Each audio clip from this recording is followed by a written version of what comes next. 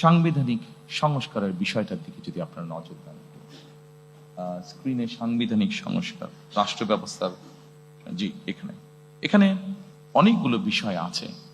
আমি সবগুলো বিষয় আলোচনা করব না, সেটি দীর্ঘ আলোচনা হবে, আপনাদের বিরক্তির উদ্যোগ হতে পারে। যেহেতু আমরা মোটামুটি ডিটেইলটা ফোল্ডারের মধ্যে বাংলা এবং ইংরেজিতে দিয়ে দিয়েছি, আমি সেই জন্য অতটা সময় আপনাদের নষ্ট করতে চাই না। আমি দুই একটি বিষয় এখানে আলাপ করতে চাই। অবশ্যই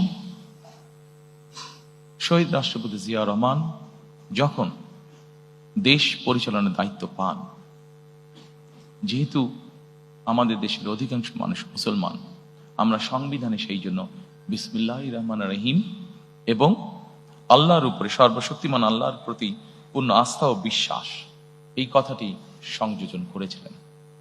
দুর্ভাগ্যবশত আমরা দেখেছি স্বৈরাচারের সময় সর্বশক্তিমান আল্লাহর প্রতি পূর্ণ আস্থা ও বিশ্বাস, এই কথাটিকে সরিয়ে দেওয়া হয়েছে।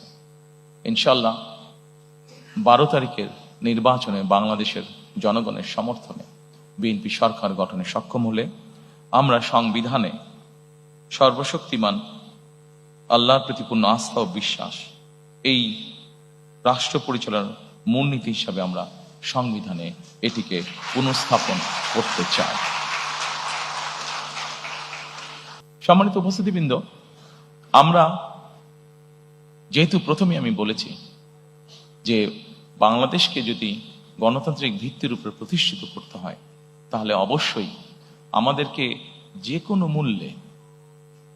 কোনো মূল্যে গণতান্ত্রিক অর্থাৎ ভোট প্রদানের যে চর্চা, ভোটিং রাইট বা ভোট যেই বিষয়টি, এটিকে আমাদের অব্যাহত রাখতে হবে এবং অবশ্যই নিরপেক্ষ ভোট, যেই ভোটের উপরে, যেই ভোট ব্যবস্থার উপরে, যেই ভোট প্রক্রিয়ার উপরে বাংলাদেশের মানুষের আস্থা থাকবে, এইরকম ভোট। এবং বাংলাদেশের মানুষের মনে করার কারণ আছে এরকম একটি নির্বাচন, কারণ অতীতে আমরা দেখেছি 91 সাল, 96 সাল, 2001 সাল যদি আমরা বিবেচনা করি, বাংলাদেশের মানুষ দৃঢ়ভাবে বিশ্বাস করে যে একটি নিরপেক্ষ নির্বাচনের নিশ্চয়তা একমাত্র একটি অরাজনৈতিক সরকার অর্থাৎ তত্ত্বাবধায়ক সরকার বা কেয়ারটেকার সরকারই এনশিওর করতে পারে।